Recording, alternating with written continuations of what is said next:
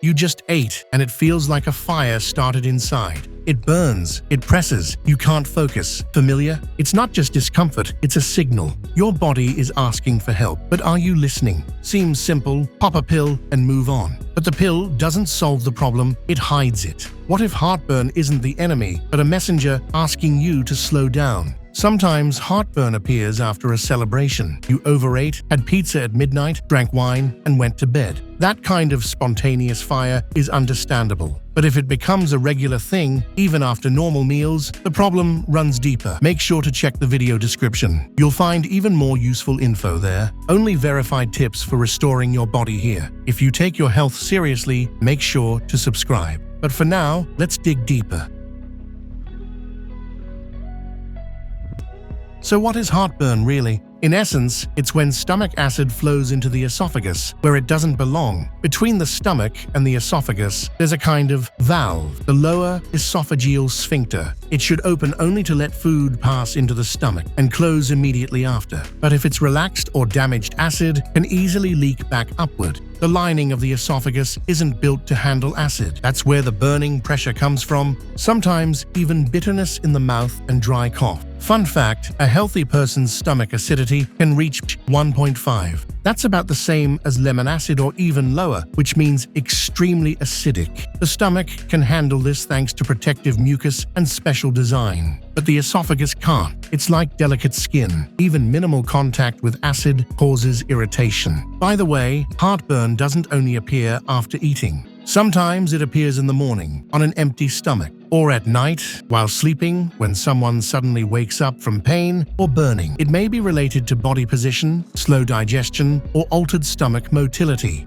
But there are causes not often discussed. Of course, fatty food, coffee, alcohol, and stress, they're classics. And it's true, fatty food stays longer in the stomach. Coffee and alcohol relax the sphincter. Stress increases acid production and disrupts digestive regulation. But there are less obvious causes. For example, a hiatal hernia. It's when part of the stomach shifts up into the chest. Then the sphincter stops working properly and acid easily gets into the esophagus. Or say poorly chosen clothing, tight jeans, belts, shapewear, all this creates excessive pressure in the abdomen. As a result, stomach contents are pushed upward. Surprise, stylish jeans aren't always esophagus-friendly. Mineral balance also affects sphincter tone. For example, magnesium helps relax and contract smooth muscles. If it's lacking, muscle tone suffers and the sphincter starts to leak. Zinc, in turn, supports mucosal healing and the immune defense of the digestive system. If there's not enough zinc, inflammation increases and the mucosa becomes vulnerable. Here, supplements can be good allies. Important, supplements are not a substitute for a healthy lifestyle, but a support. They can accelerate recovery and reduce discomfort. One of the main players is magnesium. It helps relax smooth muscles and normalizes esophageal sphincter tone. The second is zinc. It's a complex that helps restore the mucus lining of the stomach and esophagus. It not only reduces inflammation, it also improves healing. It's useful for chronic heartburn, gastritis, even erosive conditions. If stomach acid is low, yes, that happens too, you can use betaine HCl with pepsin, but that requires a consultation with a specialist. Because if acidity is high, this supplement may worsen the symptoms. Herbal extracts are also helpful. For example, aloe vera soothes and coats the mucosa. DGL licorice, without glycyrrhizin, safe for blood pressure, acts as a natural gastroprotector. Ginger moderately stimulates motility and reduces inflammation. Let's not forget about probiotics. Microbiome balance affects inflammation, immunity, and overall gut health. Good formulas with lactobacilli and bifidobacteria are a good start. Important, before taking any supplements, it's best to get a basic diagnosis. Sometimes heartburn hides gastritis, reflux, or Helicobacter pylori. Sometimes heartburn is a symptom of enzyme deficiency in the pancreas. In rare cases, serious diseases of the esophagus or heart issues that can mimic heartburn. So don't self-medicate blindly. It's better to act wisely and with the help of a specialist, and your body will thank you.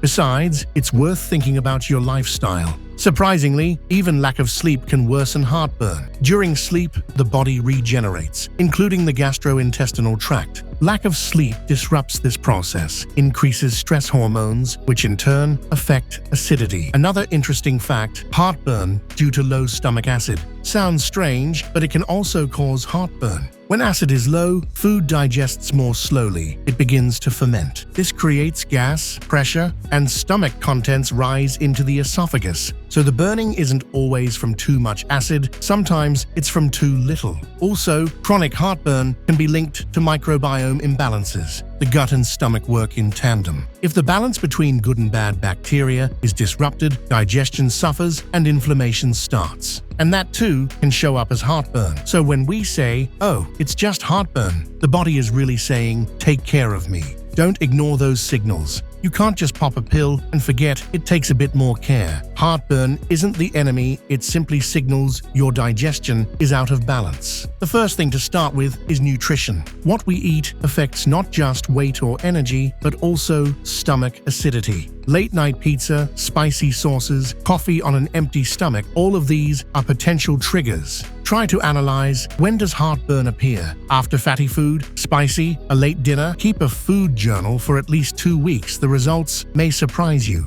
It's better to eat small portions more often. Overeating stretches the stomach and increases abdominal pressure and promotes acid reflux. If you eat slowly and chew thoroughly, you reduce the load on the digestive system. Boiled vegetables, grains, and additive-free dairy are beneficial. Healthy fats, like extra virgin olive oil, are also well tolerated, but it's better to avoid grilled meat, smoked foods, tomatoes, and soda for a while. Body position matters. Sleeping right after eating is a sure path to nighttime heartburn. When we lie down, gravity stops helping keep acid in the stomach. If you're prone to heartburn, raise the head of your bed by 10-15 cm. It's also important not to wear tight clothing around the belly. Yes, it may seem like a small thing, but constant pressure disrupts the sphincter's function. Especially after eating, relax. Loosen your belt and your belly. Stress is the #1 enemy of the digestive system. When we're in chronic tension, the body switches into from fight or flight mode. Digestion shuts down in that mode because it's not a survival priority.